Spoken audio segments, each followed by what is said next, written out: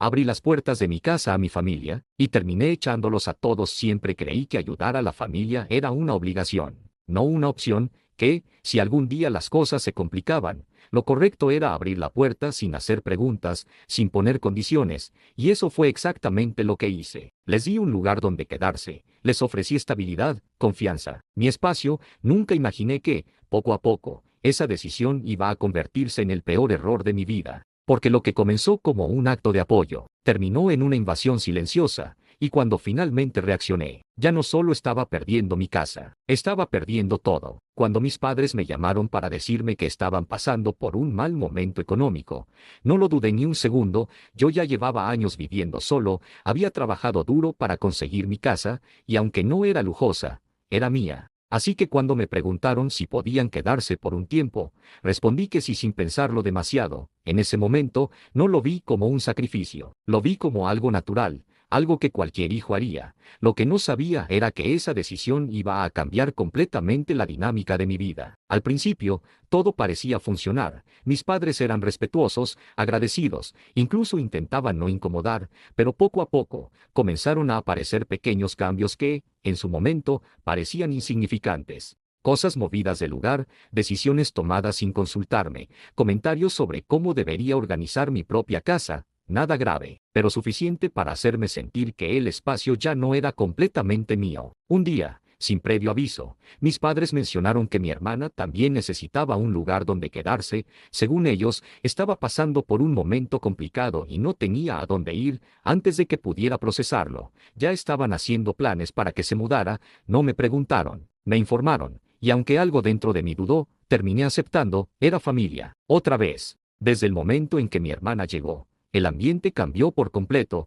No hubo ese periodo de adaptación que tuvieron mis padres. Ella entró como si siempre hubiera vivido ahí, como si tuviera derecho, sobre todo, opinaba, criticaba, reorganizaba, y lo hacía con una seguridad que me descolocaba. No era una invitada, actuaba como dueña. La primera vez que mi hermana pidió la habitación principal, pensé que estaba bromeando. No fue una sugerencia ni una conversación. Fue una afirmación disfrazada de necesidad. Se sentó en la mesa como si estuviera planteando algo lógico, casi evidente, explicando que ella necesitaba más espacio, que su situación era complicada, que yo, al estar solo, podía adaptarme sin problema. Lo dijo con una calma que descolocaba, como si no hubiera nada que discutir, pero lo que realmente me dejó sin palabras no fue su petición, fue el silencio de mis padres. No hubo una sola objeción, ni una mirada incómoda, ni un intento de equilibrar la situación. Solo asentían ligeramente, como si aquello tuviera sentido, y en ese instante, algo dentro de mí empezó a tensarse,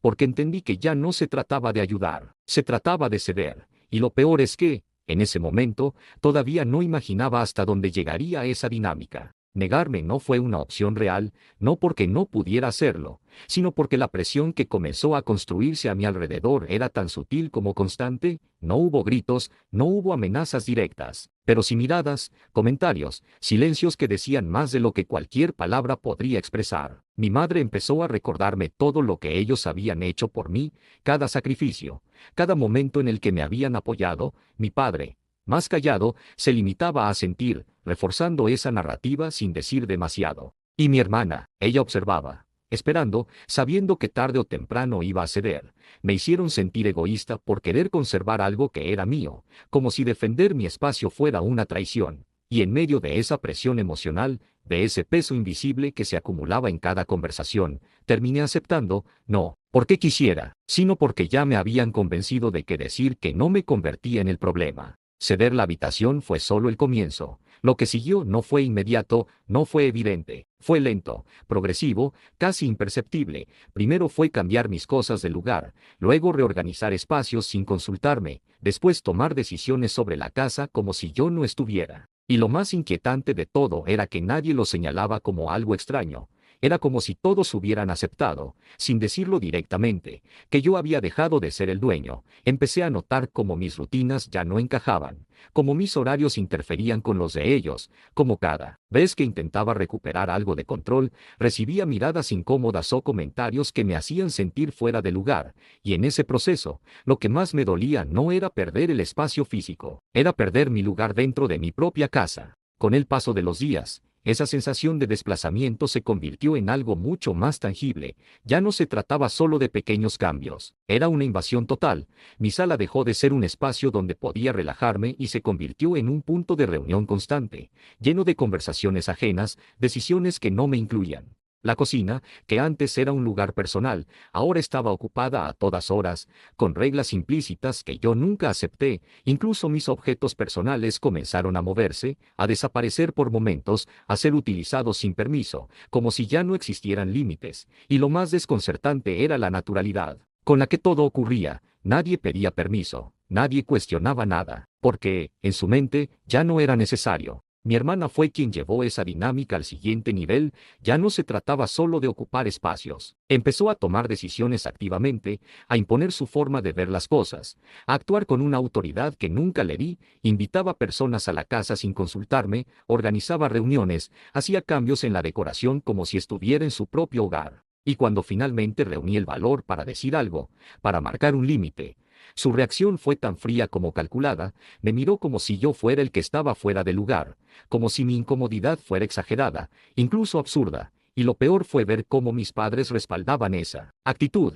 cómo minimizaban lo que yo sentía, cómo convertían mi intento de recuperar mi espacio en un problema innecesario. Hubo una noche que marcó un antes y un después, una de esas situaciones que, aunque parecen pequeñas desde afuera, lo cambian todo por dentro. Llegué tarde, agotado, esperando encontrar al menos un momento de tranquilidad, pero lo que encontré fue exactamente lo contrario. La casa llena, ruido, gente que no conocía, un ambiente completamente ajeno. Nadie me había avisado, nadie pensó en preguntarme.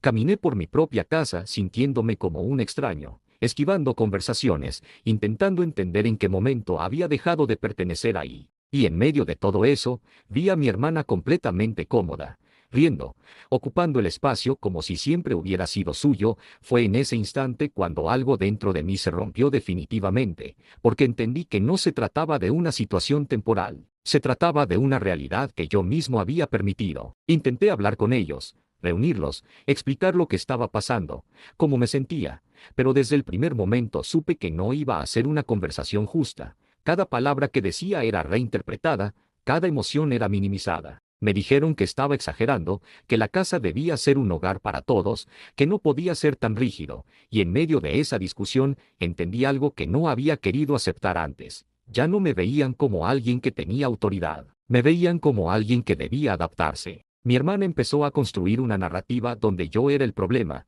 Hablaba de mí como alguien que había cambiado, que ya no era cercano, que se había vuelto egoísta. Y poco a poco, mis padres empezaron a repetir esas ideas, a mirarme diferente, a tratarme como si realmente hubiera algo mal conmigo. Y ese tipo de manipulación es la más peligrosa, porque no solo cambia cómo te ven los demás, empieza a hacerte dudar de ti mismo. Lo más doloroso de todo fue darme cuenta de que estaba completamente solo en un lugar que, en teoría, debía ser mi refugio. Las decisiones se tomaban sin mí, las conversaciones ocurrían sin mí, y cualquier intento de intervenir terminaba en discusiones donde yo siempre terminaba siendo el culpable.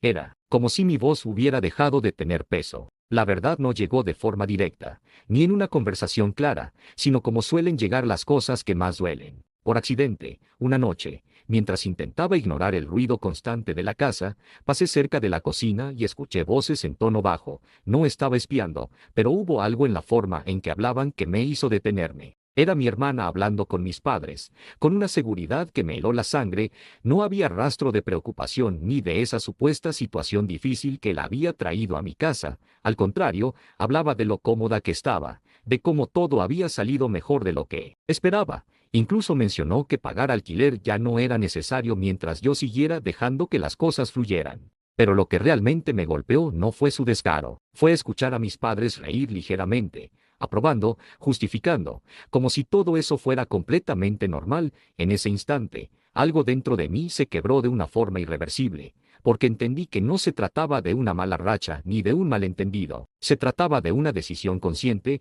de una traición que había sido aceptada por todos menos por mí. Esa noche no dormí, me quedé en silencio, repasando cada momento, cada conversación, cada señal que había ignorado por querer creer que mi familia no sería capaz de algo así. Pero lo más doloroso no fue la actitud de mi hermana, porque en el fondo ya había empezado a sospechar de sus intenciones. Lo que realmente me destruyó fue darme cuenta de que mis propios padres estaban de su lado, que habían visto lo que estaba pasando, que entendían perfectamente la situación, y, aún así, eligieron quedarse en silencio, incluso respaldarla. Me di cuenta de que no solo me habían quitado mi espacio, me habían quitado mi lugar dentro de la familia. Y esa sensación no se parece a nada más. Es una mezcla de decepción, rabia y tristeza que no sabes cómo procesar, porque viene de las personas que, en teoría, deberían protegerte. A la mañana siguiente, ya no había dudas en mi cabeza. Durante semanas había intentado justificar, comprender, adaptarme, pero esa noche me dejó claro que no había nada que salvar en esa dinámica.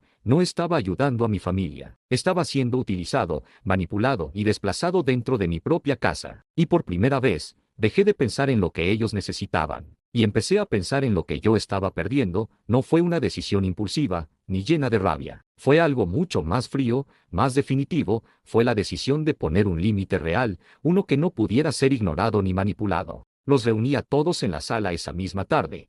El ambiente era tenso incluso antes de que dijera una palabra. Como si supieran lo que estaba por venir, empecé a hablar con calma, sin levantar la voz, pero sin suavizar nada. Les dije exactamente lo que había escuchado, lo que había sentido durante semanas, cómo me habían hecho sentir en mi propia casa. Al principio intentaron negarlo, minimizarlo, incluso darle la vuelta a la situación como tantas veces antes, pero esta vez fue diferente, porque yo no estaba dispuesto a ceder. Cada intento de manipulación, cada excusa, cada intento de hacerme sentir culpable, simplemente rebotaba, y poco a poco, el ambiente cambió. Ya no había argumentos, solo incomodidad.